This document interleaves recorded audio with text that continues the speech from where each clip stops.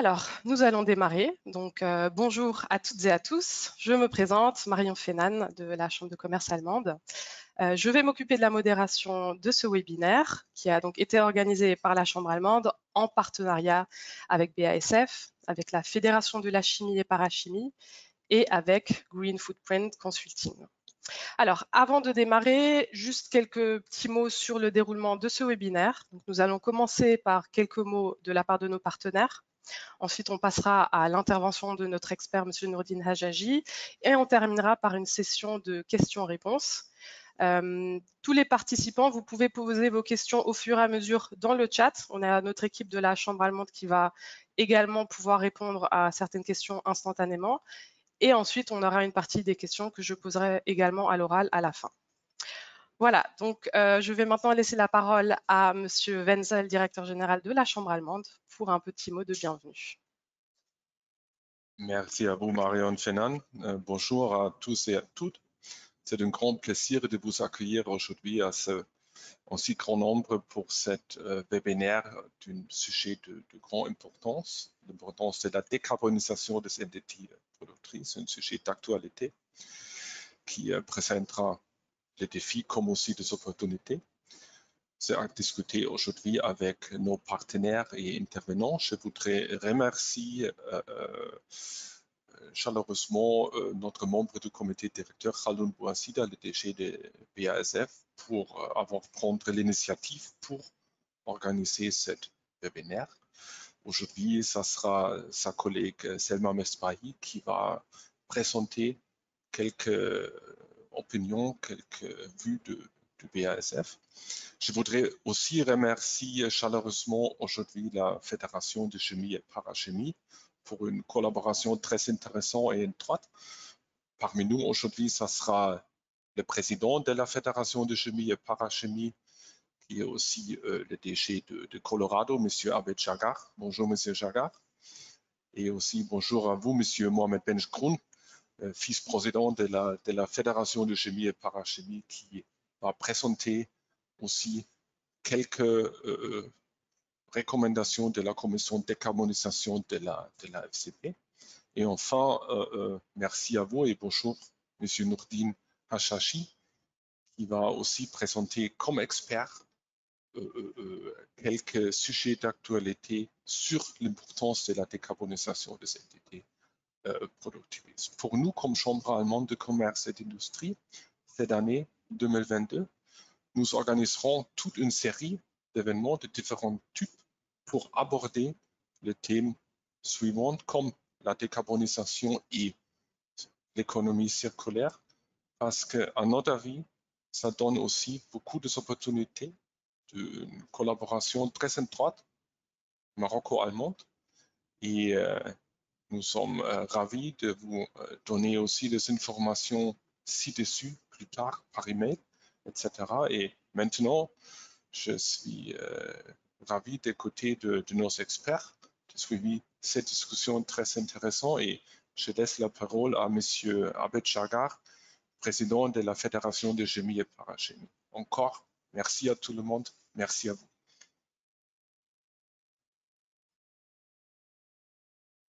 Merci, M. Wenzel. J'espère que vous m'entendez. Bien, donc la Fédération chimie et parachimie est très heureuse de participer dans ce webinaire. Nous avons déjà organisé quelques-uns concernant le même sujet en 2021. Et comme le sujet est un sujet central chez nous au niveau de la Fédération, nous sommes ravis de participer dans ce webinaire qui démarre nos webinaires en 2022. Et j'aimerais commencer par peut-être donner 2-3 messages. Le premier, c'est que nous commençons une nouvelle collaboration avec la Chambre de commerce allemande. Donc, et pour nous, c'est bien un point nommé pour fortifier la collaboration maroco-allemande, surtout dans des sujets aussi importants que la décarbonisation et un secteur aussi important que la chimie, où l'Allemagne, je pense, est un partenaire de grande valeur ajoutée pour nous et pour la région. J'aimerais remercier au passage BASF, donc à leur tête M. Bouassida, qui est la jonction en fait entre la Fédération chimie parachimie, entre un leader mondial en la matière. Et entre la Chambre de commerce allemande, M. Boseda jouant déjà un rôle très actif, très important au niveau de la fédération.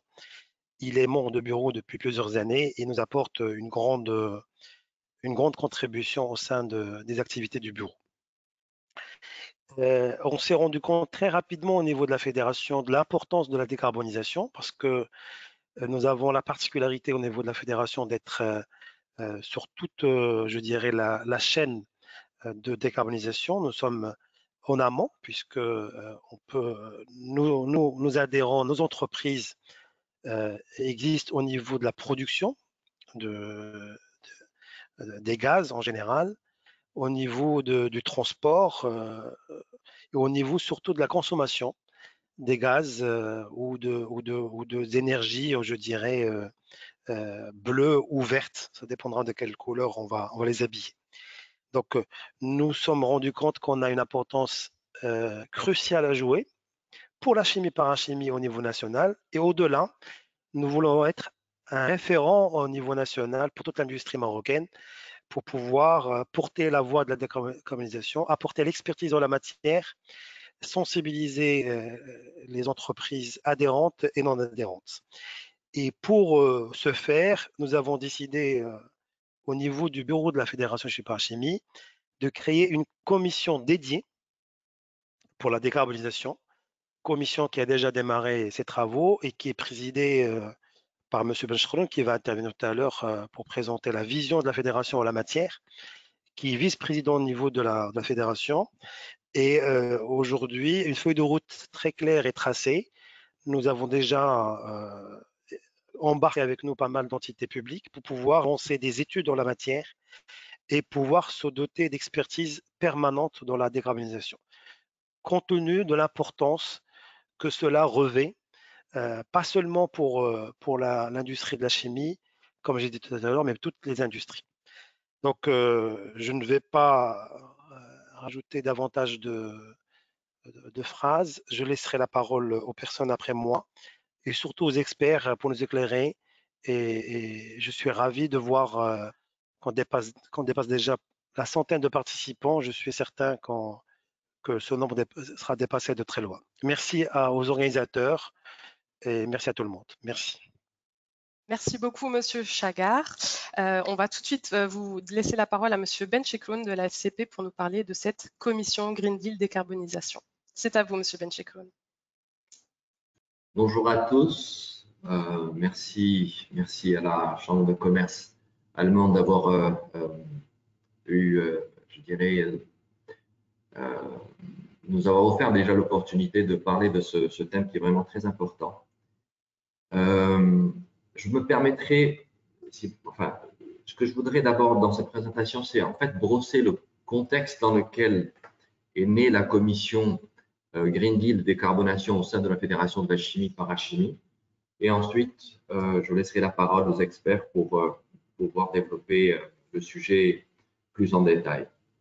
Donc, afin de réduire son bilan carbone et faire face à une réglementation environnementale de plus en plus ambitieuse, l'Union européenne a présenté à travers sa commission van der Leyen, du nom de la personne qui l'amène, un mécanisme d'ajustement carbone appelé le Pacte vert au Green Deal, dont l'entrée en vigueur est prévue en 2023 et qui est censé lui permettre d'imposer des normes environnementales, ces normes environnementales aux entreprises étrangères exportant sur son territoire.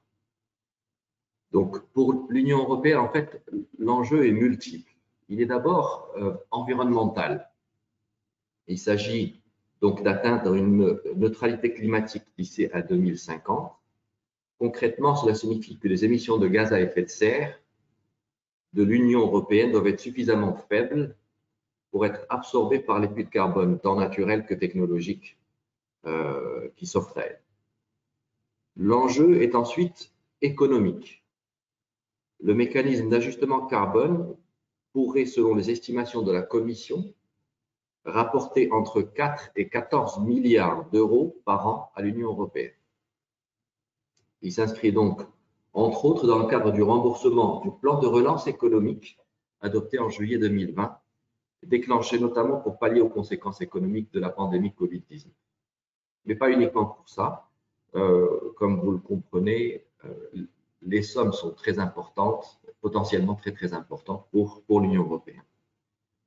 Ensuite, il est d'ordre stratégique pour l'industrie européenne et les industries et les sociétés au sein du marché européen. L'Europe a réalisé en fait plus de 2000 milliards d'euros d'importations qui représentent 20% des émissions de gaz à effet de serre européens. Face à la réglementation environnementale de plus en plus ambitieuse imposée au sein de l'Union européenne, les multinationales implantées pourraient être tentées de délocaliser leurs activités. C'est précisément ce que souhaite éviter cette nouvelle réglementation. Il s'agit donc à la fois de décarboner l'industrie européenne tout en protégeant le tissu industriel européen. Alors, de l'autre côté de la Méditerranée, le Maroc, conscient de sa vulnérabilité énergétique, est désireux de se positionner comme leader en Afrique et dans le monde en matière de lutte contre les changements climatiques. Le Maroc tente activement de remédier à cette situation, de changer la donne en ambitionnant d'être depuis une douzaine d'années à l'avant-garde de la transition énergétique, notamment à travers la nouvelle stratégie nationale de l'énergie de 2009. En effet, le Royaume adopte depuis une douzaine d'années maintenant, sous les hautes orientations royales, une stratégie énergétique volontariste et ambitieuse qui a notamment fixé pour objectif de porter la part des énergies renouvelables dans la puissance installée à 42% en 2021 et à 52% en 2030.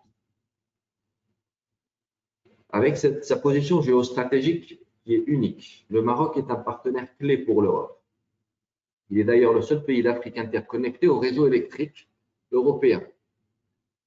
C'est un avantage majeur qui peut à terme faire du Maroc le plus important exportateur, tant direct qu'indirect, d'énergie renouvelable. Je précise direct qu'indirect parce que direct, c'est clair, avec la connectivité, mais indirect, c'est à travers le Green Deal. Donc, son accès au réseau européen va d'ailleurs encore se renforcer dans les années à venir, sachant que la construction de nouvelles lignes d'interconnexion avec l'Espagne et le Portugal sont prévues à l'horizon 2026. Et je ne parle pas de la ligne avec le marché britannique, avec l'Angleterre. En plus, au niveau réglementaire, un grand pas en avant a été acté le 11 novembre à travers l'adoption par le Conseil de gouvernement du projet de loi numéro 82-21 relatif à l'autoproduction d'énergie électrique. Ce texte vise à réglementer l'activité d'autoproduction électrique à des fins d'autoconsommation. C'est un grand pas en avant qui permet déjà la mise, la revente, je dirais, de surplus d'énergie et la mise à disposition sur le réseau électrique de surplus d'énergie produit par les entreprises locales. Donc, c'est dans ce contexte que la Fédération de la chimie parachimie a décidé de créer la commission Green Deal et décarbonation, dont les objectifs se sont logiquement déclinés comme suit. Premièrement, il s'agit pour nous de mettre en œuvre tous les moyens pour vulgariser tous les aspects de la réglementation sur le Green Deal pour l'ensemble de nos membres au sein de la Fédération de la chimie. À ce titre, je tiens à rappeler que la Fédération de la chimie parachimie compte parmi ses membres des entreprises industrielles tant marocaines que multinationales et notamment européennes. La précision mérite d'être faite parce que cette collaboration, l'ensemble de ces entreprises collaborent toutes pour un objectif commun qui est le développement du tissu industriel chimique et celui de l'emploi au Maroc. Ce webinaire, par exemple, organisé par la Chambre de commerce allemande et sponsorisé par la FCP et BASF notamment, est un bel exemple de cette collaboration positive et porteuse de belles opportunités pour la chimie au Maroc. Le deuxième objectif de la commission est l'identification des menaces et opportunités que présente la nouvelle réglementation européenne. À ce titre, une étude sur la décarbonation de la chimie au Maroc sera bientôt lancée par la FCP et avec le concours de l'MDIE, que nous remercions vivement pour leur collaboration active dans la compréhension des enjeux de cette nouvelle réglementation.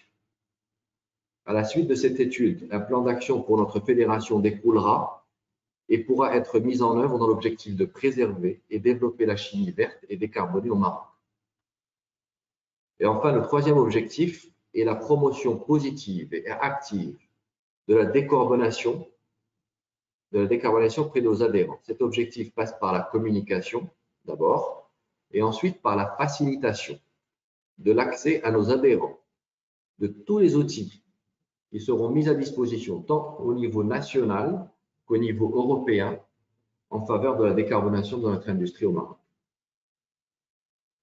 Je vous invite donc tous à vous joindre à nous pour définir comment cette nouvelle réglementation vous impacte ou vous impactera et surtout pour identifier avec vous toutes les opportunités qu'elle pourra vous offrir.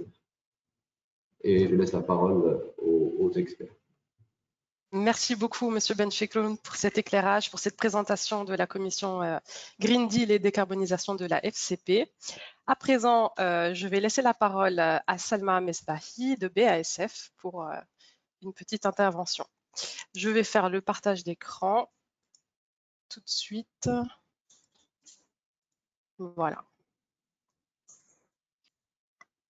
Bonjour à tous.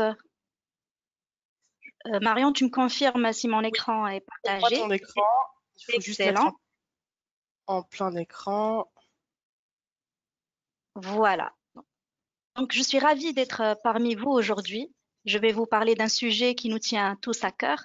C'est comment sauver notre planète.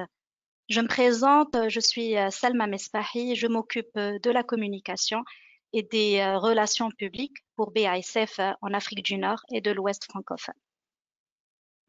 Donc, vous savez, chez BASF, nous offrons des formations certifiantes pour les employés qui le veulent autour du Carbon Literacy.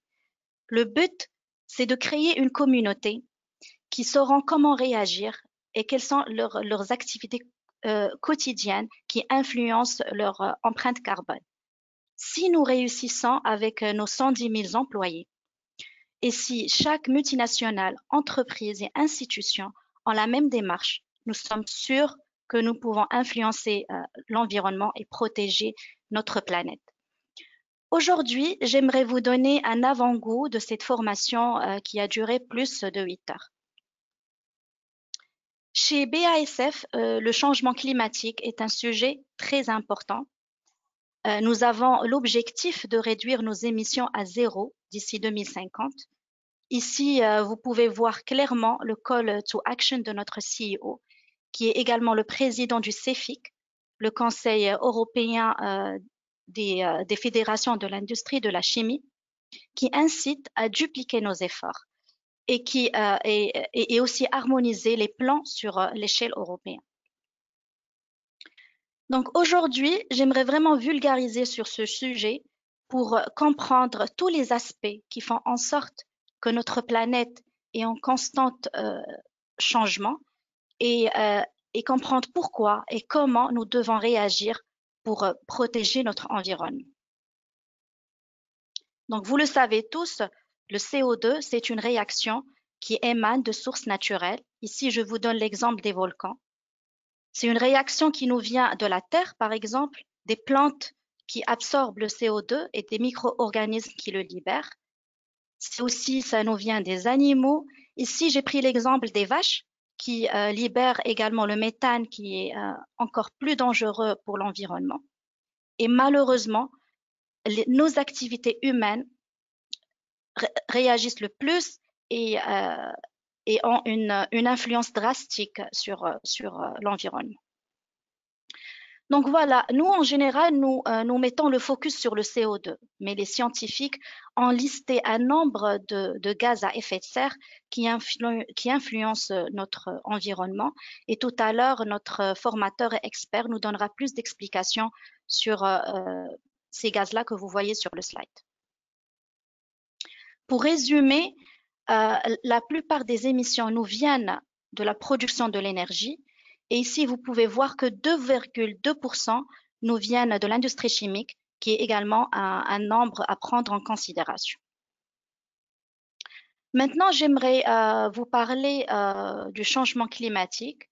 Vous pouvez voir sur ce slide un nombre de définitions, vous pouvez les lire, je ne vais pas rentrer dans les détails, mais à retenir que le changement graduel de température cause le changement climatique, que ça soit plus de pluie, donc on aura une plus grande période, on aura une plus grande quantité de pluie, la même chose pour la neige, ou bien c'est des activités qu'on n'avait pas vraiment auparavant et qu'on commence à voir de plus en plus, comme les ouragans, comme les cyclones par exemple.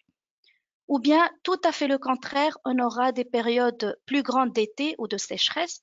Et vous l'avez remarqué en ce moment au Maroc et en Afrique du Nord en général, on retient une plus grande période de sécheresse qui influence négativement notre environnement.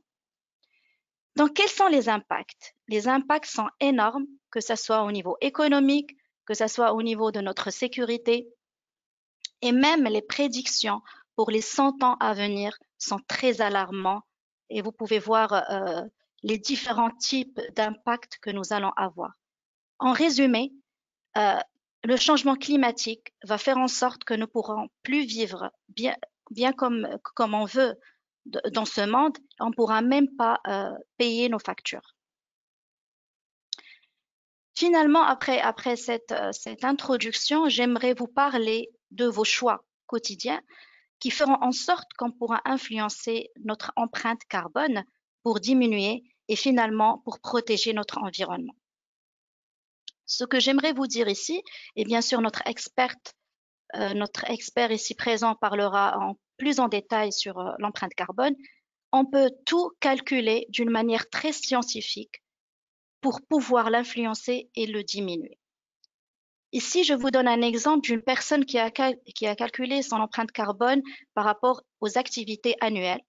Et ça, c'est un exemple de 8,46 tonnes par année. On peut aussi calculer l'empreinte carbone des villes. Et par exemple, le Maroc, on peut le comparer avec la ville de Johannesburg, comme vous pouvez le voir sur le graphe. Et même les multinationales seront amenées à inclure l'empreinte carbone des différents produits sur le packaging. Donc maintenant, on ne va plus voir que les ingrédients et les calories, mais aussi l'empreinte carbone, ce qui influencera notre choix par rapport aux achats des produits. Donc vraiment, nos choix personnels et quotidiens influenceront et impacteront l'empreinte carbone et finalement le changement climatique. Que ce soit par exemple sur tout ce qui est résidentiel, qu'on pourra changer et réduire par rapport à notre consommation de l'énergie à travers plusieurs choix de la vie, comme ce que vous pouvez voir.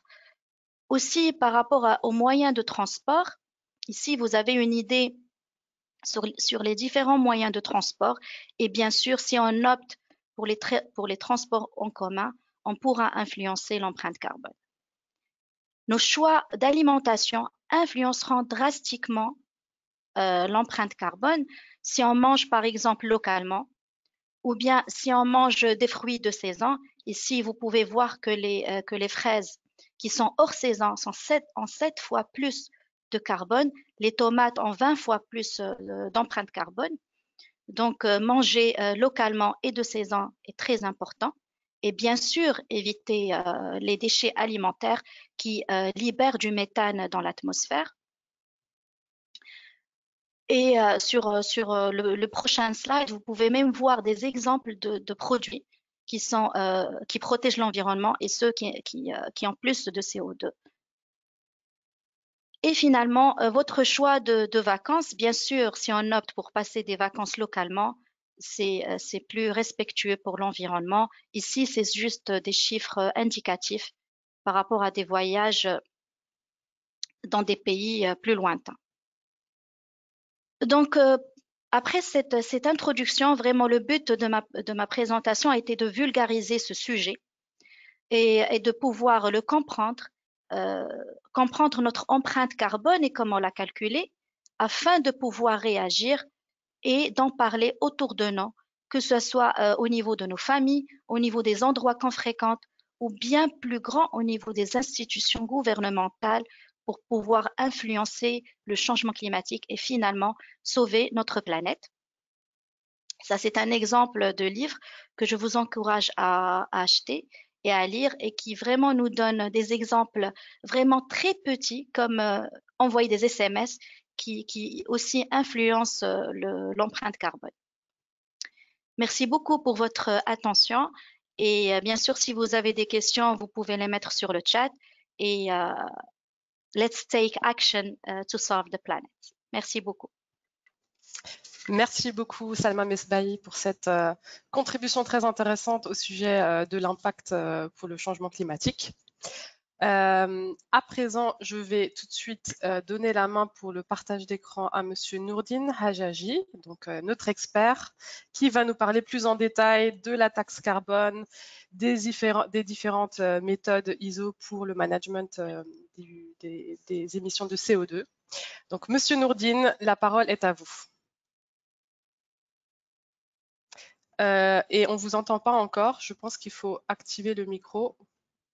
Développer l'activation du micro, voilà. Vous voyez l'écran? On voit l'écran, c'est parfait. Voilà, merci beaucoup.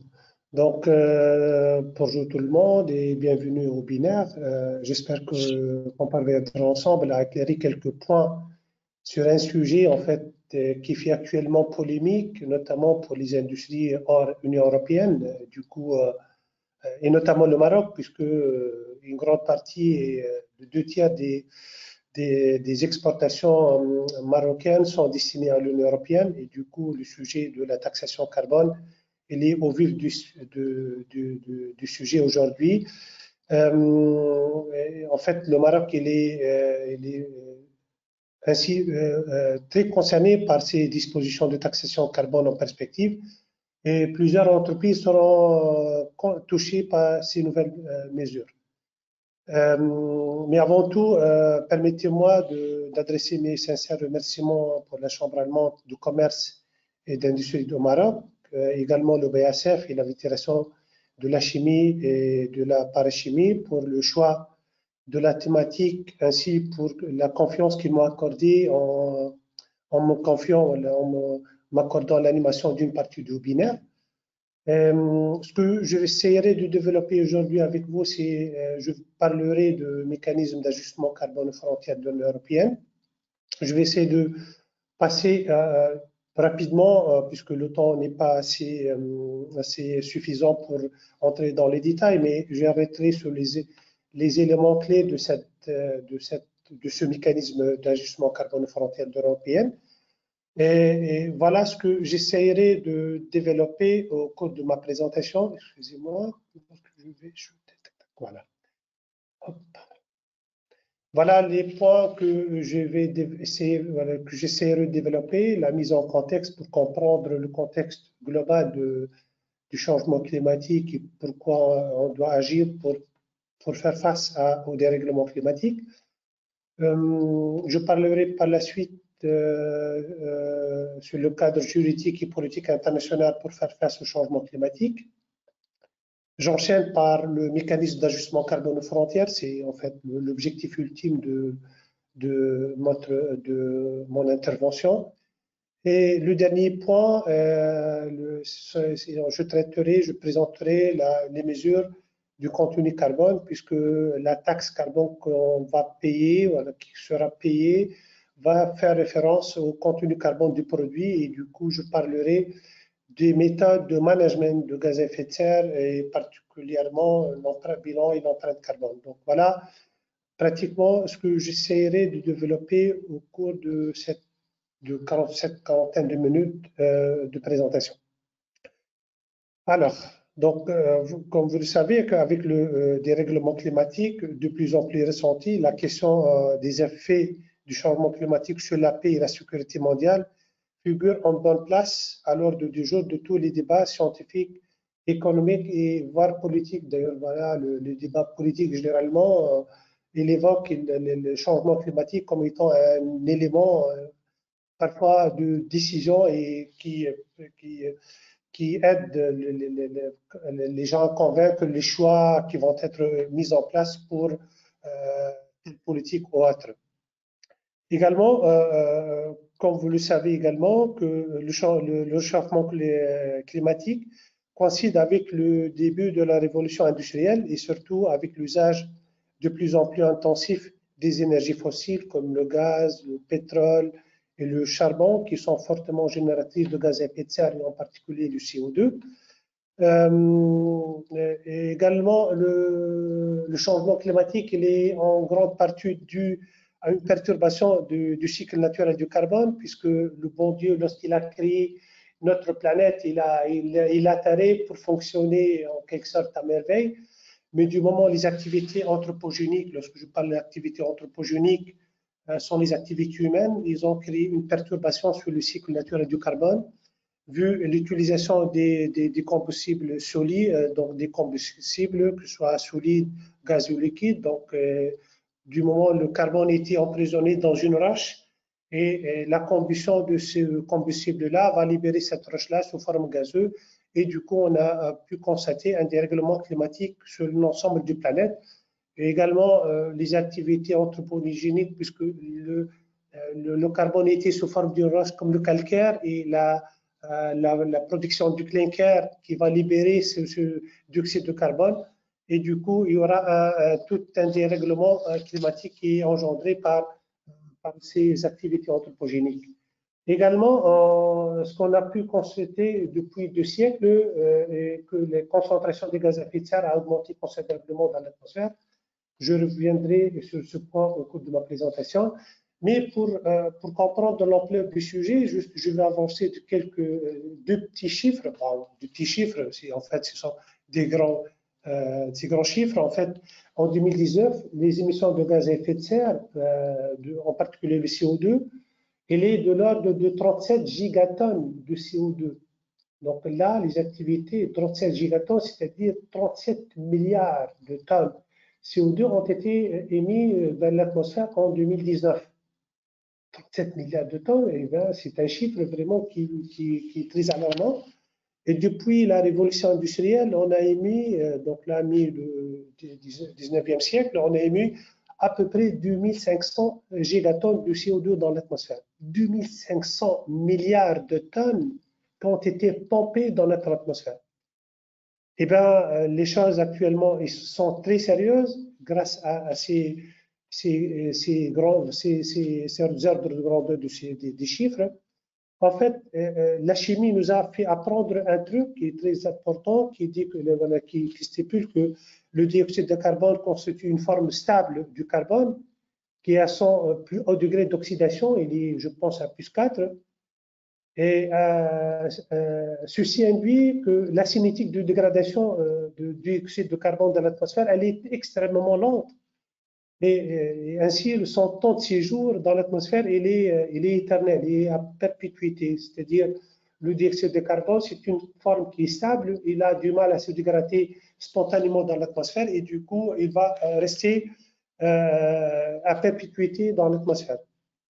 Ceci dit, malheureusement, si on arrête demain, tout le monde, on arrête nos émissions de CO2 dans l'atmosphère, malheureusement, le 1,5 d'augmentation de température planétaire, la moyenne planétaire, elle est encaissée. C'est-à-dire, si tout le monde arrête toutes les activités humaines d'émission de CO2, 1,5 d'augmentation de température, désormais, elle est encaissée. Donc là, c'est inévitable du moment que le CO2, c'est une molécule stable. Et vous voyez là, par exemple, la concentration du CO2 qui est de ppm, la concentration partie par million, c'est-à-dire la teneur de CO2 dans l'atmosphère en partie par million. Donc, vous voyez, donc cette augmentation, elle est vraiment une augmentation contenue. Et on ne voit en aucun cas les différentes conventions ni protocoles qui ont tendance de pallier cette augmentation. Donc là, vous voyez, par exemple, si on observe ici la Convention de la cadre des Nations Unies en 92, donc là, elle n'a pas ni abaissé ni diminué les émissions anthropogéniques du CO2. Également, le protocole, protocole de Kyoto qui en 2005 également, et l'accord de Paris. Donc là, vous voyez, c'est une augmentation contenue des émissions de gaz à effet de serre engendrées par les activités humaines, également pour le CO2 et le protoxyde d'azote, les principaux gaz à effet de serre. Je reviendrai sur ça au cours de ma présentation. L'autre point, donc en fait, pour le changement climatique, était ressenti depuis le XXe siècle. Et en fait, depuis les années 30, les découvertes scientifiques mettent en garde contre l'augmentation des émissions de CO2 en avertissant qu'il y aura un dérèglement du climat dû aux émissions de CO2 depuis la révolution industrielle. Alors que depuis les années 80, c'était la première fois qu'on commence à fournir des preuves scientifiques solides sur l'influence des activités humaines sur le climat mondial. Et là, c'était à partir des années 80 qu'on commence à fournir des arguments scientifiquement défendables, solides sur le changement climatique et relier ça aux teneurs du CO2 dans l'atmosphère. Ainsi, pour faire face aux problèmes du changement climatique, un cadre international a été fixé afin que les pays se mettent d'accord sur les objectifs à atteindre en matière de réduction de CO2 ainsi que sur la responsabilité respective de chacun par rapport à ces objectifs. Et du coup, ceci a démarré en 1998 avec la création du GIEC. Le GIEC, c'est le groupe d'experts intergouvernemental sur l'évolution du climat, créé à la demande de G7, je pense, G7, oui, par l'Organisation météorologique mondiale, l'OMM, et sous le patronage du PNU. Et c'est le GIEC, en fait, c'est réuni le plus grand scientifique mondial sur la question du climat. Sa mission principale, c'est de procéder à un examen critique, en fait, de la littérature scientifique mondiale publiée afin d'engager une synthèse pertinente pour éclairer les décideurs en termes de changement climatique.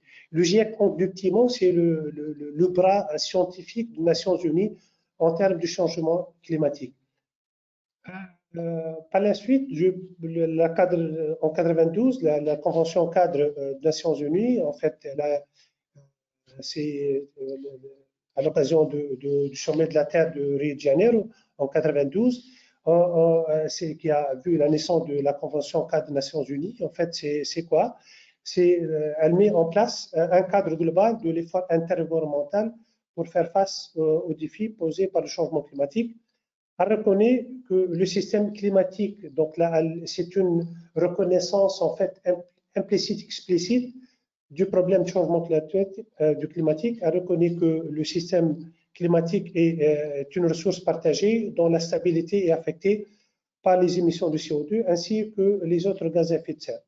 Donc là, c'est la première tentative dans le cadre de l'ONU pour mieux cerner le problème du changement climatique. D'ailleurs, tous les textes juridiques qui viennent après ça font référence à la Convention cadre des Nations Unies changement climatique, le CCNU-CC. Par la suite, il y a le protocole de Kyoto. En fait, la Convention cadre, malheureusement, mais elle ne définit pas en détail qui fait quoi.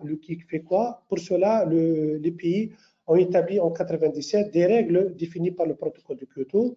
Et le protocole de Kyoto, il a travaillé sur deux laps de temps, deux échéances, 2008-2012 et 2013-2020, donc là, suite à la ratification de Doha en 2012. Et le plus récent en fait en termes de texte juridique, donc en termes de changement climatique, vient l'accord de Paris. Donc c'était pour renforcer la réponse mondiale de la menace au changement climatique et limiter les variations de température au-dessous de 2 degrés, vient l'accord de Paris qui a été, établi en décembre 2015 à Paris. Donc, juste pour clarifier deux points, le Maroc a ratifié le protocole de Kyoto en 2012 et l'accord de Paris a été signé en 2016. Voilà. Maintenant, pour aider les pays à atteindre leurs objectifs en termes de réduction de gaz à effet de serre, le protocole de Kyoto a instauré des instruments. Les deux instruments qui vont nous servir à éclairer la taxation carbone et le marché carbone, les deux instruments qui ont été instaurés, qui ont été mis en place par le protocole de Kyoto, c'est la taxe carbone et le système d'échange de quotas d'émissions. Donc là, sont deux instruments financiers instaurés par le Kyoto pour tout ce qui est tarification carbone et pour aider le pays si vous voulez, à honorer leur engagement climatique. Le premier instrument, c'est la taxe carbone. La taxe consiste à établir un prix au carbone à la base d'un taux d'imposition basé sur la quantité de gaz à effet de serre émis par ce produit.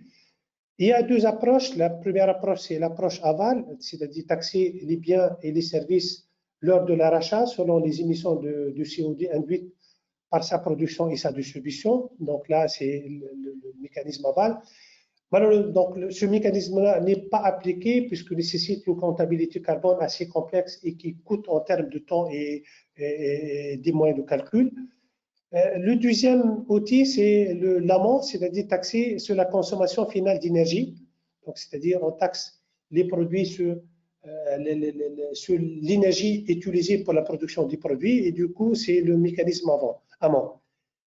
Juste une petite parenthèse, manipuler les taxes carbone, vraiment, il pose souvent problème puisque ce qui s'est passé en termes de manif des Gilets jaunes en France, c'était vraiment, c'était lorsqu'on a voulu augmenter la taxe carbone sur le diesel de 7 centimes et de l'essence de 4 centimes et du coup, vous voyez qu'est-ce que s'est passé en France dû à cette augmentation de cette taxe.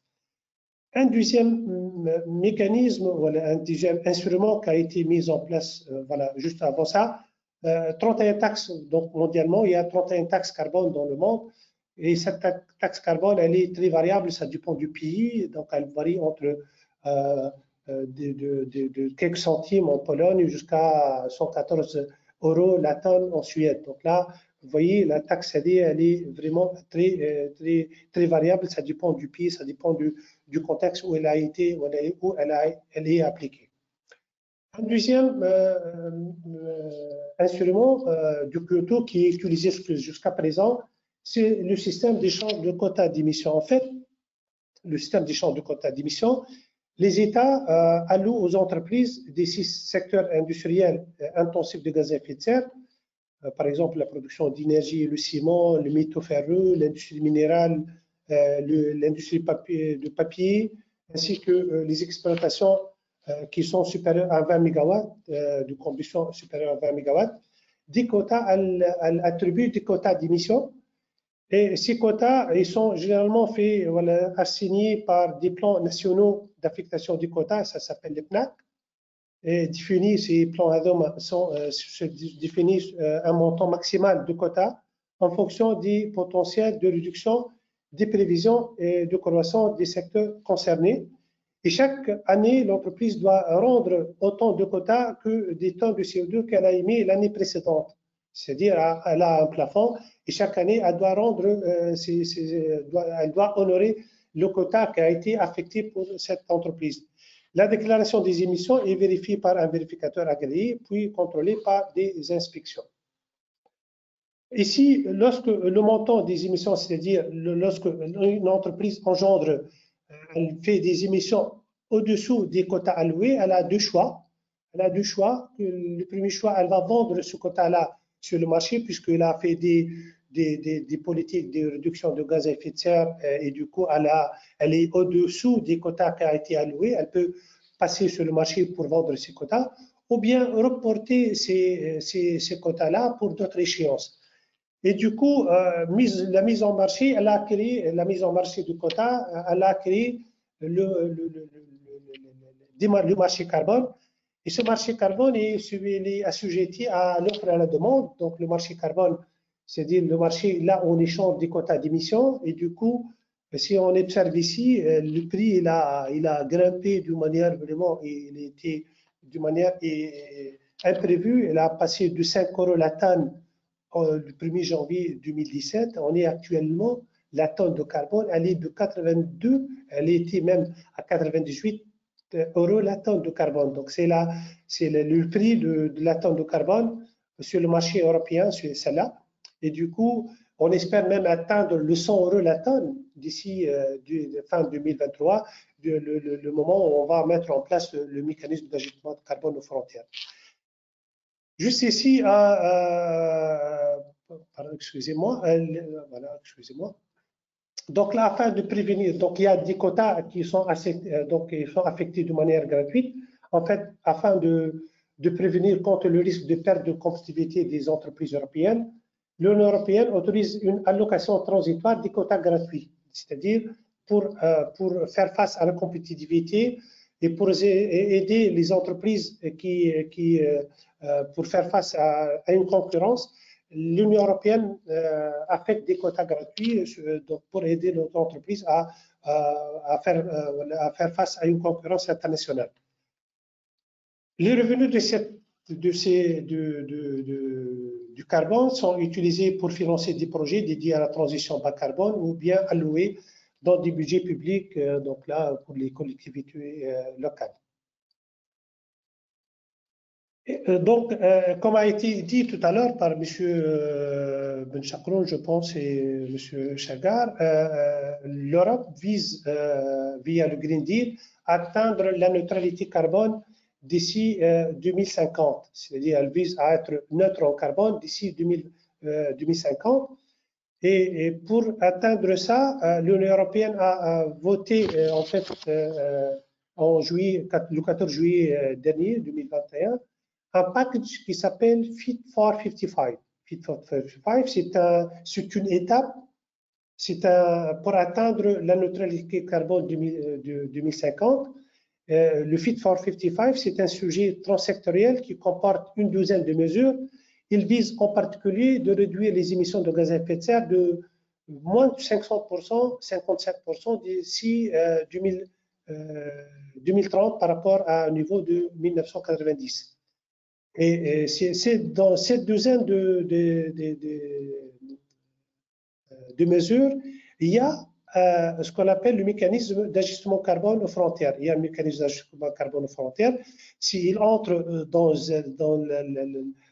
dans les mesures engendrées ou mises en place votées par l'Union européenne pour atteindre la neutralité de carbone 2050, et pour atteindre moins 55% des émissions de gaz à effet de serre d'ici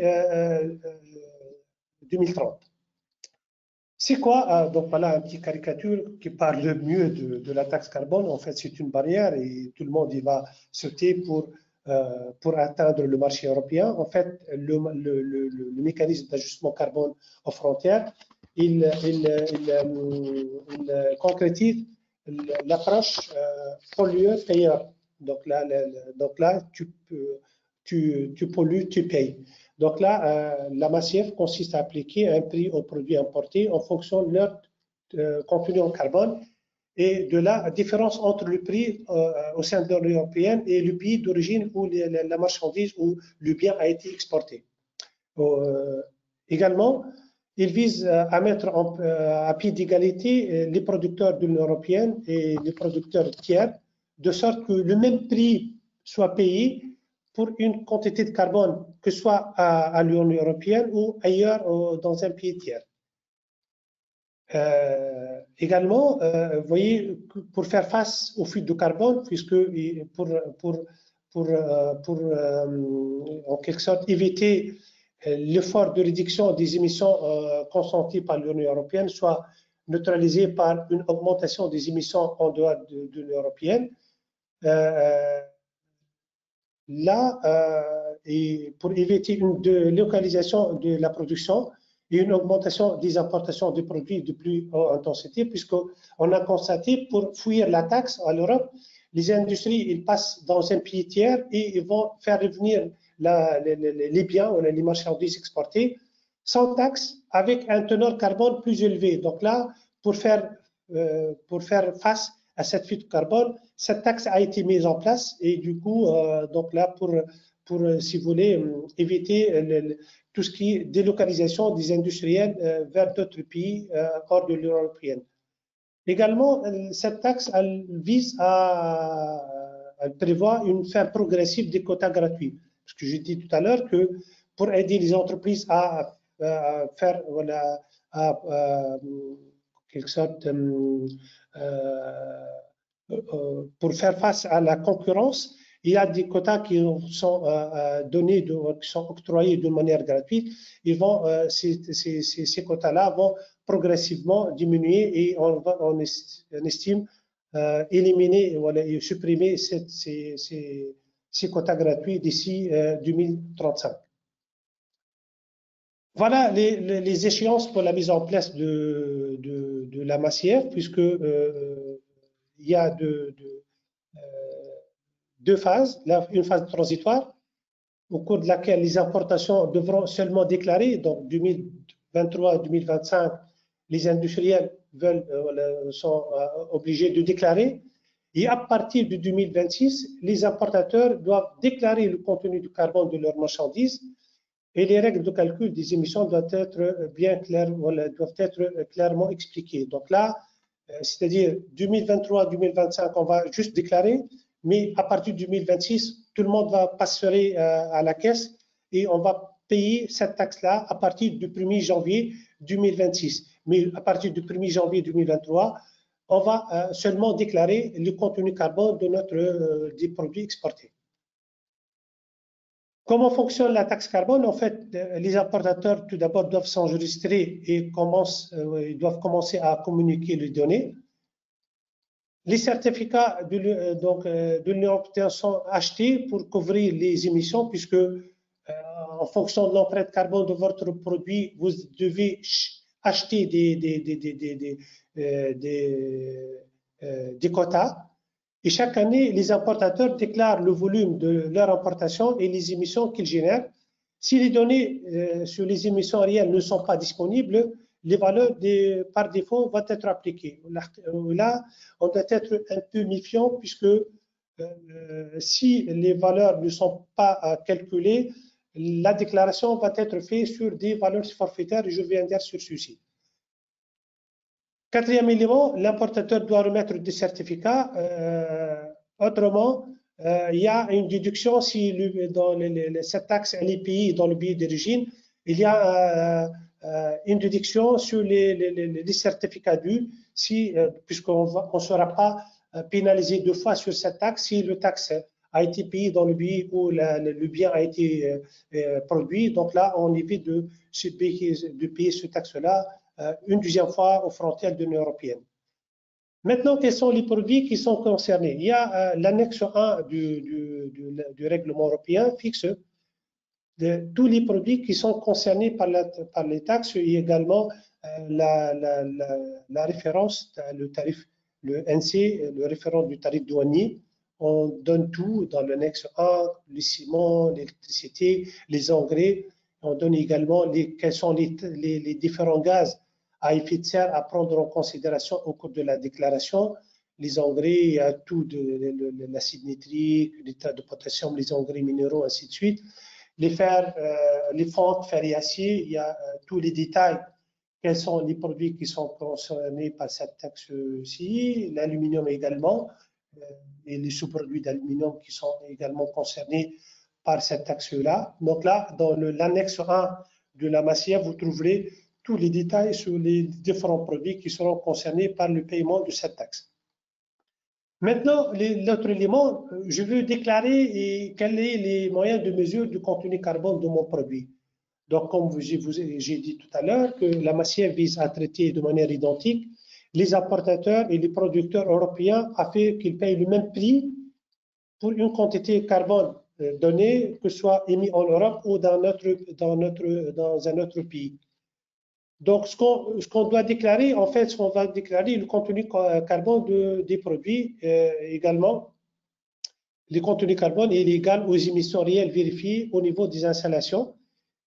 Malheureusement, si les données ne sont pas disponibles, l'utilisation des valeurs par défaut correspond aux émissions moyennes du pays exportateur par type de produit, bien sûr.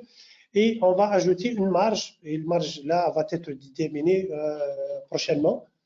Ou bien on va sanctionner en fait le produit, on va prendre la moyenne de 10% des installations européennes les moins performantes. C'est-à-dire on va prendre pour un produit les installations les moins performantes, on va prendre cette moyenne de 10% les plus performants et vous allez déclarer sur cette valeur-là. Ça incite tout le monde à calculer le produit pour éviter une taxation forfaitaire de leur produit.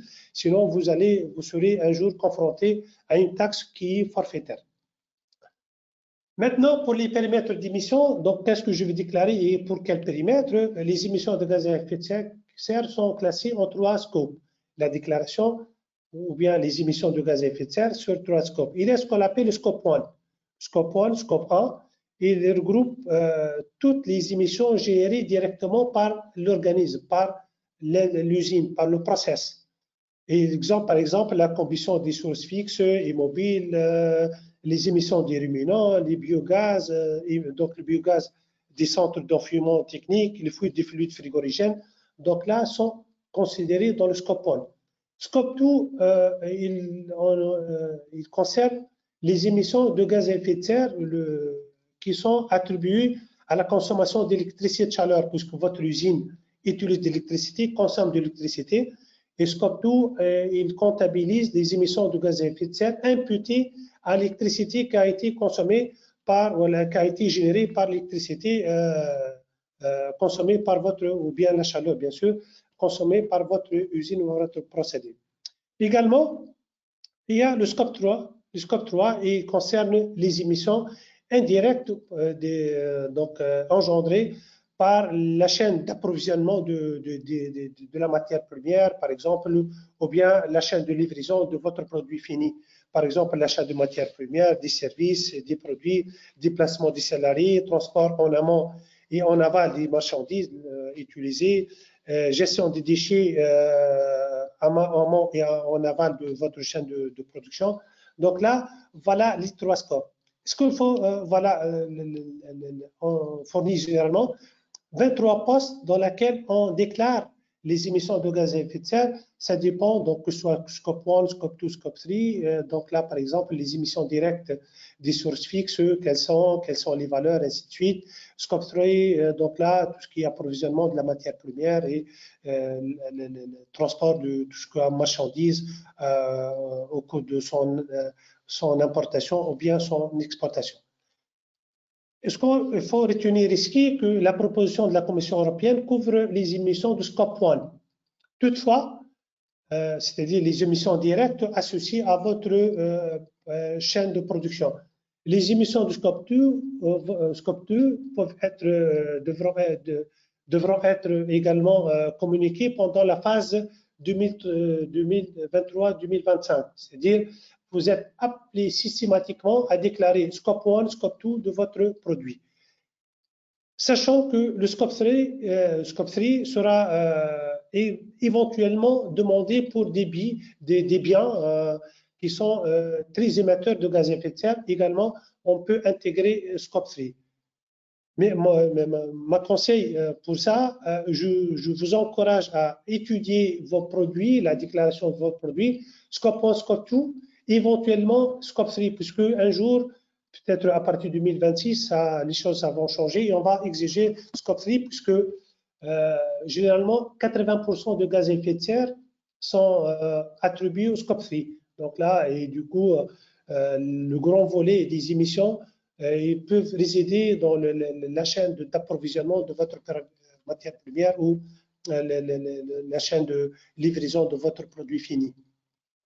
Les gaz qui sont concernés par l'inventaire, par la métrique de mesure de gaz à effet de serre sont le CO2, le méthane, Selma a évoqué ceci tout à l'heure, le CO2, le méthane, le protoxyde d'azote, le HCFC, le PSCFC, ce sont des fluides frigorigènes, SF6 et NF3. Donc là, ce sont les produits qui sont les gaz à effet de serre du protocole de Kyoto. Et ces gaz à effet de serre ne sont pas équivalents en termes de pouvoir de réchauffement global. Et du coup, l'IPCC, les experts du climat, ont défini des PRG, ça s'appelle le potentiel de réchauffement global, c'est-à-dire les facteurs de conversion, puisque le méthane, en termes d'absorption d'infrarouge, en termes d'emprisonnement des rayons infrarouges, n'est pas équivalent à CO2. Et du coup, il y a des facteurs de conversion pour convertir le méthane au équivalent CO2. C'est-à-dire, voilà, lorsqu'on déclare l'empreinte carbone ou bilan carbone de notre produit, généralement, on les déclare en termes d'équivalent CO2, puisqu'on ramène tous ces gaz à effet de serre en équivalent CO2. Ceci, on passe par le PRG, le potentiel de réchauffement global. Et du coup, l'assessment report de l'IPCC nous donne des valeurs de conversion. Vous voyez, par exemple, le méthane, dans le dernier rapport en 2014, de l'IPCC 2013-2014, le PRG de méthane il est de 28, c'est-à-dire il est 28 fois à effet de serre que le CO2, c'est-à-dire 1 kg de méthane, il est 28 fois équivalent CO2. Donc là, si également le protoxyde d'azote, donc émis au cours des pratiques agricoles, il est 267 fois effet de serre. Donc là, ce sont les rapports du GIEC qui nous donnent les valeurs du PRG. Méfiez-vous, puisque l'utilisation de rapports, puisque les chiffres changent d'un rapport à un autre, et on estime 2022, il y a le Assessment Report Number 6 qui va être publié. Donc, le premier volet a été publié août dernier, et on attend l'ensemble des rapports, la publication de l'ensemble des rapports d'ici au cours de cette année, bien sûr. Donc, vous voyez, juste méfiez-vous quel rapport est utilisé pour calculer les facteurs de pondération, puisque le champ change, puisqu'il était le PRG de méthane, il était 21 fois dans le Second Assessment Report, donc publié en 1995, et actuellement on travaille avec la valeur de 28 du dernier rapport du GIEC. Maintenant, les mesures de contenu de gaz à effet de serre, il y a en quelque sorte deux méthodes utilisées, les méthodes qui sont dites orientées entreprises, on parle du bilan carbone, et des méthodes qui sont orientées produits, on parle d'empreinte carbone. Et là, que ce soit orienté entreprise comme le bilan carbone, l'ISO 14067, et les méthodes qui sont orientées produits, on parle de l'empreinte carbone du produit comme le PAS, comme le Greenhouse Gas Protocol méthodologique, comme l'ISO 14067. Et ce que je vais détailler maintenant, rapidement en fait, les deux normes, que ce soit l'ISO 14064 utilisé pour calculer le bilan et l'ISO 14067 utilisé pour calculer l'empreinte du produit. Et la méthode orientée entreprise, organisation corporate method, l'ISO 14064, elle donne, voilà, le texte normatif, il est scindé, voilà, il comporte 3 volets, 3 partie, l'ISO 14064-1, elle définit cette norme définit les spécifications et lignes directrices au niveau des organisations pour la quantification et la déclaration des émissions de gaz à effet de serre. Il y a l'ISO 14064-2 qui définit la surveillance et la déclaration des réductions de gaz à effet de serre. Et l'ISO 14064-3 qui spécifie, qui donne les spécifications et les lignes directrices pour la validation et la vérification des déclarations de gaz à effet de serre. Et la plus utilisée, c'est la norme ISO 14064. Lorsqu'on parle de cette norme-là, la norme, elle nous donne la méthodologie optée pour calculer le bilan carbone de notre organisme, de notre usine, de notre procédé, de notre hôtel, de notre agent de banque, ainsi de suite. Donc là, la ISO 14064 donne la méthodologie à mettre en place pour calculer ça. On commence par l'identification des sources et des puits de gaz à effet de serre, la sélection de la méthodologie de la quantification, la sélection et le recueil de données d'activité de gaz à effet de serre, la sélection ou la mise au point des facteurs des émissions de gaz à effet de serre, et le calcul des émissions de gaz à effet de serre. Donc, c'est-à-dire, c'est les différents moments, les différents paragraphes, les différents chapitres à respecter si on souhaite calculer le bilan carbone selon la norme ISO 14064-1. Voilà un exemple des résultats. Donc là, si on calcule l'empreinte carbone, le bilan carbone de notre organisme, voilà un exemple. On peut fournir la contribution que ce soit le scope 1, scope 2, scope 3. Vous voyez là, voilà l'ampleur du scope 3, il est de 78%. Elle est à peu près, elle est majoritaire en termes de bilan carbone. Un autre point, peut-être vous le savez, la plupart des entreprises qui se déclarent neutres en carbone, en fait, neutres en carbone, c'est scope 1, scope 2. La plupart, ils ne traitent pas, ils ne prennent pas en considération le scope 3, parce que le scope 3, ça demande un travail supplémentaire qui est vraiment très dur à développer. Bon, c'est très dur, mais c'est pas aussi simple à développer. Et la plupart, ils déclarent seulement le scope 1, scope 2, mais scope 3, il est majoritaire, mais pratiquement, lorsqu'on déclare, qui se déclare neutre en carbone, ils font abstraction scope 3. Le deuxième outil utilisé, c'est les méthodes orientées produit. On parle de l'ISO 14067, c'est l'empreinte carbone. L'empreinte carbone d'un produit. Cette norme ISO 14067, elle calcule l'empreinte carbone du produit sur l'ensemble du cycle de vie de ce produit, c'est-à-dire depuis l'extraction de la matière première, passant par son transport, par sa manipulation au sein du procédé, tout ce qui est utilisation de matière première, il est comptabilisé en termes d'empreinte, et jusqu'à la livraison de notre produit. Donc là, la norme ISO 14067, elle considère d'une manière holistique globale sur l'ensemble, considère le produit sur l'ensemble du cycle de vie, depuis l'extraction de la matière jusqu'à la fin de vie de ce produit-là. Donc, et cette norme-là, en fait, elle provient de la norme ISO 14044, l'analyse cycle de vie. Et là, comme l'analyse cycle de vie, l'ISO 14067, elle définit le cadre méthodologique utilisé pour calculer l'empreinte carbone du produit, qui commence par définition des objectifs champ d'étude, l'analyse de l'inventaire, l'évaluation des impacts et l'interprétation du résultat. Voilà diagonalement, en fait, la description de la norme et ce qu'on pourrait calculer, ou là, ce que vous devez déclarer comme empreinte carbone, ce que vous devez payer comme empreinte carbone du produit. Par exemple, des exemples, un jean, l'empreinte carbone d'un jean, à peu près 20 kg équivalent de CO2 par jean, bien sûr. Là, pour une tonne de ciment, à peu près 800 kg équivalent CO2. Pour l'acide phosphorique, pour les engrais, le DAP, et ainsi de suite, 2500 kg équivalent CO2 par tonne de DAP. Sachant que la taxe que vous allez payer, elle est en grande partie imputée à cette empreinte carbone, puisque donc en grande partie qui va être calculée sur la base de l'empreinte carbone de ce produit. Voilà rapidement en fait le contexte de la taxe carbone et le mécanisme d'ajustement carbone. Donc voilà, j'ai balayé l'ensemble des slides que j'ai à développer. Pour finir, je veux réitérer mes sincères remerciements pour la Chambre allemande au Maroc et l'équipe ACF, M. Khaldoun Bassid en particulier, Mme Selmer. Ce sont eux qui sont l'initiateur de ce webinaire. Et voilà, donc notre équipe est à votre écoute. Green Footprint, c'est une équipe qui travaille sur deux volets, que ce soit développement de compétences, formation et coaching des entreprises pour les initier à calculer l'empreinte carbone de leurs produits. On fait également tout ce qui est accompagnement et études pour calculer l'empreinte carbone. Et merci pour votre attention. Merci beaucoup, Monsieur Hajaji. Alors, nous allons passer maintenant à la petite session questions-réponses. Donc, on a déjà des questions qui ont été posées dans le chat. Si vous avez d'autres questions, c'est maintenant le moment pour les poser. Monsieur Nourdine, je vais vous poser quelques questions qui ont été posées dans le chat.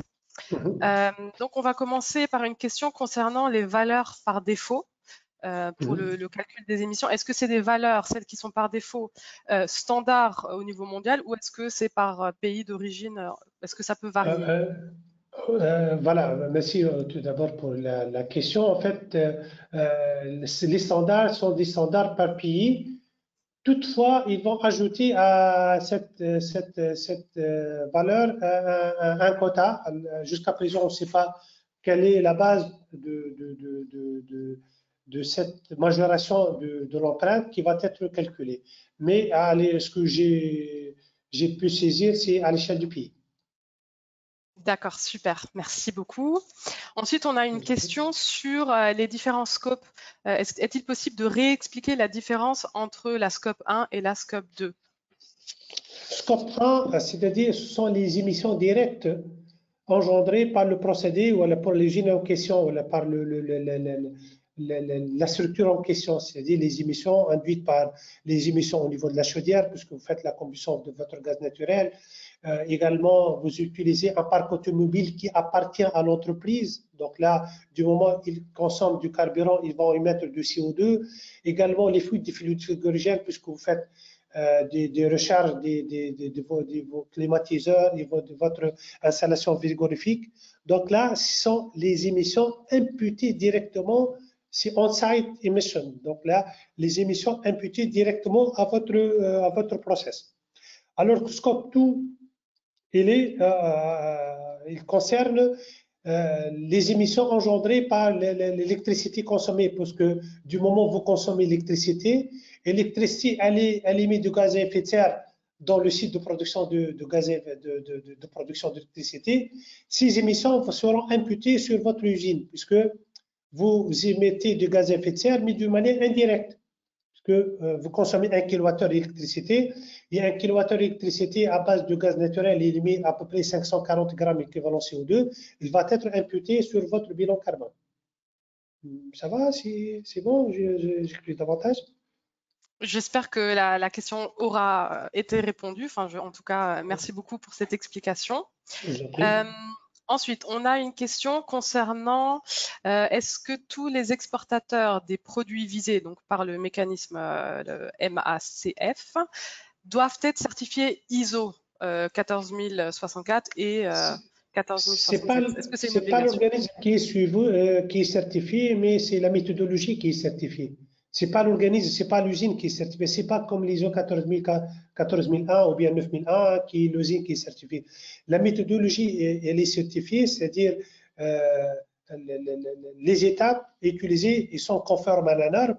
Toutefois, les entreprises ont le droit de faire une contre-expertise, c'est-à-dire à faire appel à un organisme tierce partie pour vérifier les calculs. D'ailleurs, la norme ISO 14067, elle donne la possibilité, ou bien vous faites une déclaration, autodéclaration, c'est-à-dire vous déclarez vos émissions et vous devez déclarer tous les détails de calcul comme vous avez fait, et là, selon la norme ISO 14067, la norme ISO 14067, elle vous donne la possibilité également de faire appel à un organisme tiers partie comme organisme vérificateur. Mais ce n'est pas l'organisme qui est certifié, ce n'est pas comme les 9000, c'est la méthodologie qui est certifiée. D'accord, très bien. Merci pour cet élément de réponse. Une question concerne les entreprises de recyclage plastique. Est-ce qu'elles seront exonérées de cette taxe carbone puisqu'elles contribuent directement à la décarbonisation? C'est-à-dire, est-ce que l'entreprise est exportatrice vers l'Union européenne ou pas? C'est pas mentionné, c'est juste est-ce que les entreprises de recyclage plastique, bon, déjà cette taxe, c'est uniquement quand c'est des entreprises exportatrices. Donc si maintenant c'est une entreprise. La MACF, c'est l'entreprise exportatrice vers l'Union européenne. Donc si l'entreprise elle exporte, à ce moment-là, elle doit avoir l'annexe 1. Mais à mes connaissances, il n'y a pas le plastique et sous-produit plastique. À mes connaissances, il n'y a pas dans la première échéance de déclaration. Très bien. À partir de quand pourrons-nous revendre le surplus d'énergie renouvelable sur le réseau électrique national? Donc le surplus, c'est en termes de carbone? Non, le surplus d'énergie renouvelable, pour le coup. Là, voilà, peut-être les autres, je ne sais pas, à l'échelle de... Ça, c'est au niveau national, effectivement. National, oui. Voilà, qu'est-ce qu'il est, je ne sais pas. Mais est-ce qu'on sait, d'ailleurs, peut-être j'ai oublié de signaler ça, si votre entreprise, donc lorsqu'on fait l'étude empreinte carbone du produit, on peut même aider l'entreprise à définir des stratégies bas carbone, c'est-à-dire lorsqu'on livre les travaux, on dit que si vous allez faire un jour du photovoltaïque, votre empreinte carbone il va être améliorée de tel taux. Si vous passez à 20% photovoltaïque, c'est-à-dire on définit des stratégies bas carbone et on donne des données potentielles, les données qui pourraient avoir les résultats de l'empreinte carbone une telle amélioration a été ramenée à votre procédé. Mais celle-là, on peut le faire. Ok, super. Merci beaucoup, Monsieur Nourdine. Comment savoir si notre industrie ou notre produit est concerné par la nouvelle réglementation? En premier lieu, le package qui va être concerné, voilà, qui sera concerné par la déclaration sont principalement l'électricité, les carburants, tout ce qui est engrais chimiques, puisque je suppose le Maroc, c'est un pays exportateur de produits chimiques, des engrais. Tout ce qui est les pièces mécaniques, les pièces. Donc l'annexe 1, il détaille tout, il donne également le code douanier, voilà, des références douanières pour les produits qui seront concernés par la taxation carbone. Mais ce que a été énoncé, la première phase de déclaration, ça va concerner une gamme de produits, mais à partir de 2026, on va élargir la liste, tout le monde va déclarer les produits une fois exportés. D'accord, ok. Et alors, il y a deux questions un peu similaires, à savoir, est-ce que les entreprises marocaines exportatrices devront toutes faire des bilans carbone? Et donc, à quel terme? Oui, donc déjà, ça c'est la première partie de la question. Oui. Oui, mais est-ce que bilan, on va empreinte, si on va déclarer au cours de l'export, c'est plutôt empreinte. Ce qu'on va déclarer, c'est le contenu carbone de mon bien. Et là, ça va être une empreinte carbone du produit plutôt qu'un bilan. C'est-à-dire, si on va déclarer, vous pouvez faire, bien sûr, vous pouvez faire un bilan pour votre organisme, pour votre usine, mais à mon sens, la déclaration, ça va être plutôt empreinte que bilan. Et qui est-ce qui définit les valeurs moyennes du pays exportateur? Donc, qui définit ces valeurs par défaut, etc. Est-ce que c'est le côté Union européenne qui définit ça ou c'est des acteurs au niveau national? Certainement, c'est l'Union européenne. C'est l'Union européenne qui va définir. Et d'ailleurs, la loi a été récemment votée puisque ça date depuis le 14 juillet 2021. Mais j'estime que dans la période à venir, il y aura d'autres précisions sur les modalités, comment déclarer, comment acheter les quotas, quelle est la démarche douanière pour déclarer l'empreinte carbone et le contenu carbone de notre produit. Mais à mon sens, ça viendra dans les quelques mois qui viennent, que la déclaration, ça va être d'ici 2023. Et du coup, on prétend que les choses vont être éclairées davantage au cours de la période à venir. D'accord. Mais ma conseil pour tout le monde, les études, surtout l'empreinte carbone, ça demande beaucoup de temps. Engagez-vous dès à présent pour le calcul, puisque ça demande un nombre de données qui est très grand. Et du coup, et ça demande également un temps qui est relativement important. Donc là, et 2023, c'est demain, c'est pas.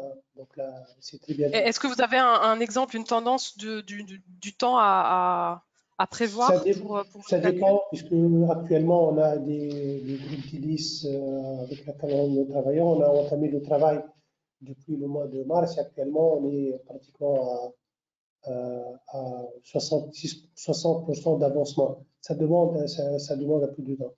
Mais pour un PME, ça peut aller entre 3 et 7-8 mois. Pour les grandes entreprises, ça demande plus de temps. Ah oui, donc c'est maintenant qu'il faut commencer. Oui, c'est imminent, c'est bien le moment d'entamer telle démarche. Oui. 2023, c'est demain. Hein. Et oui. Je vous invite à ne pas déclarer des valeurs, des déclarations forfaitaires ou des déclarations sur la base des moyens, voilà, des 10% les plus pires entreprises dans le marché européen, puisque éventuellement vous allez quelque sorte souffrir avec une déclaration forfaitaire. Exactement. OK. On passe un petit peu maintenant à une question concernant les différentes méthodes qui existent pour réduire justement l'empreinte carbone d'une entreprise. Donc, il y a l'énergie solaire, il y a d'autres d'autres exemples. Oui, il y a l'énergie. Donc là, ça peut être, on recommande l'utilisation des systèmes de récupération d'énergie. On peut recommander basculer par un mix photovoltaïque, la plantation des arbres, parce que avec un nombre donné, on peut intégrer ça dans l'inventaire de gaz à effet de serre et également apaiser l'empreinte carbone. Également, on peut orienter vers le choix d'une matière première, pas une autre, puisque celle-là, c'est un produit local, donc qui ne nécessite pas une grande distance d'importation. Donc là, on définit des recommandations sur la base de laquelle on peut abaisser l'empreinte carbone du produit et on dit, voilà, si vous faites comme ça, voilà quelle serait votre empreinte carbone du produit. Et est-ce que vous pouvez un peu lister quels sont les différents moyens qui existent? Donc l'énergie solaire, j'imagine l'hydrogène, l'éolien, est-ce que… Effectivement, l'éolienne, l'énergie solaire, basculer vers le système de cogénération. La cogénération, ça peut aider. La cogénération, du moment où il améliore les performances énergétiques du procédé, ça pourrait impacter directement l'empreinte carbone du produit. Ça pourrait être donc le volet énergétique, les circuits d'approvisionnement de la matière première, donc on privilège les circuits courts. Donc là, ça pourrait améliorer les performances environnementales. Ça dépend du cas, au cas par cas, puisque lorsqu'on travaille avec une entreprise, on se rapproche le plus de leur activité et on pourrait, puisque les études d'empreinte carbone, ils nous aident à identifier les hotspots, les points chauds localisés où les ont des imperfections carbone et de dire voilà, cette zone elle présente des imperfections et cette zone elle présente un potentiel d'amélioration et voilà, donc là ça dépend du cas par cas bien sûr. D'accord, ok, super, merci beaucoup. Étant donné le coût et le temps nécessaires pour le calcul de l'empreinte carbone, n'est-il pas mieux de se soumettre aux standards pays? Rien ne dit, puisque lorsque vous allez déclarer par rapport à votre produit, puisque tout ce que nous a appris l'analyse cycle de vie ou bien l'empreinte carbone, les entreprises doivent être faites au cas par cas, puisque une entreprise qui produit un jean qui a l'empreinte carbone 20 kg équivalent CO2, si on change d'entreprise, on change de contexte, on change des pratiques industrielles et forcément, on n'aura pas le 20 kg équivalent CO2. Et là, l'Union européenne vous oblige à déclarer ce que en fait, les résultats de vos activités, ce n'est pas les résultats de vos voisins. Donc là, à mon sens, il faut déclarer ce que vous avez comme résultat. C'est pas, voilà. D'ailleurs, peut-être j'ai oublié de le signaler, la MACF, il nous a fait rappeler de REACH. Peut-être il y a dans les publics des gens qui travaillent dans le secteur de chimie, le REACH 2007, il nous a le règlement REACH entré en vigueur en 2007, et il nous a beaucoup cerné concernant la déclaration et le contrôle des substances chimiques fabriquées, importées et mises sur le marché européen. Donc là, maintenant, c'est pas côté déclaration produits chimiques, c'est plutôt déclaration en changement climatique et effet de serre. Donc là, et ça nous rappelle un petit peu de REACH. Exactement. Et est-ce qu'il y a des organismes de validation donc de la déclaration de gaz à effet de serre selon la norme ISO qui existe actuellement au Maroc? Oui, je ne sais pas au Maroc qu'est-ce qu'il y a exactement, mais ce que je sais, il y a des organismes qui sont certifiés, puisqu'il y a la norme ISO 14067 qui rend l'organisme certifié pour la vérification.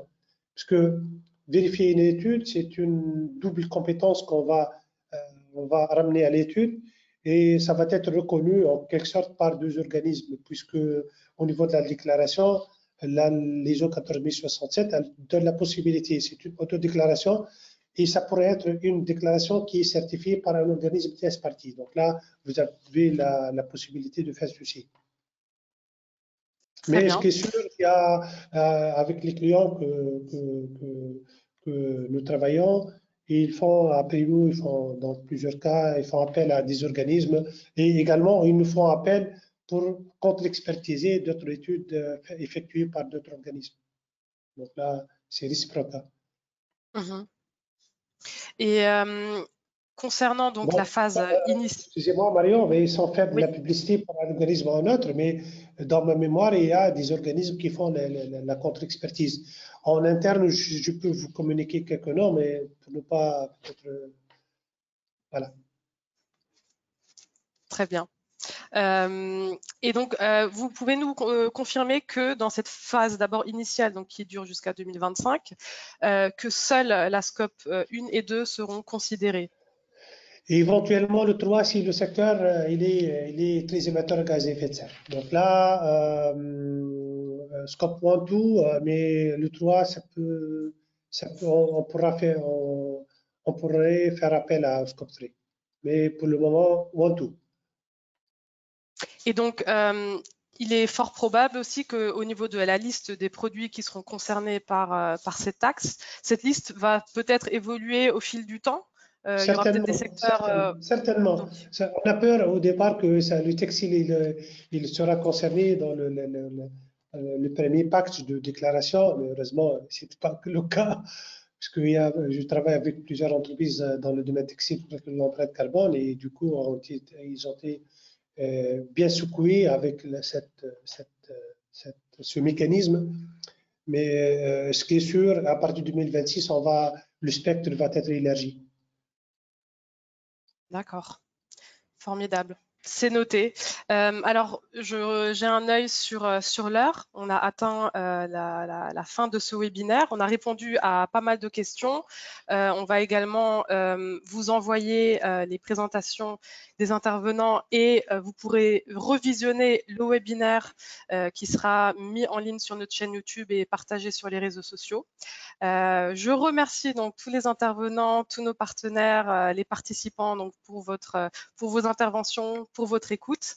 Un grand merci. Et puis, comme l'a annoncé au tout début Monsieur Wenzel, nous allons organiser d'autres manifestations, d'autres événements autour de cette question décarbonisation, économie circulaire, etc. Donc, restez à l'affût des autres événements que nous allons organiser. Monsieur Wenzel, je ne sais pas si vous voulez encore dire quelque chose. C'est juste pour moi peut-être pour encore une autre fois remercier nos partenaires et intervenants. Je pense que c'était une session très intéressante. Et comme vous avez déjà dit, il y a d'autres sujets à discuter au niveau de toutes les questions de la décarbonisation et de l'économie circulaire. C'est quelque chose qui est sur notre agenda pour 2022. Merci à tout le monde. Merci beaucoup. Merci à tout le monde et une très bonne journée. Au revoir. À très bientôt. Au revoir Merci, tout le monde. Marion. Merci beaucoup à tous. Merci. Au revoir.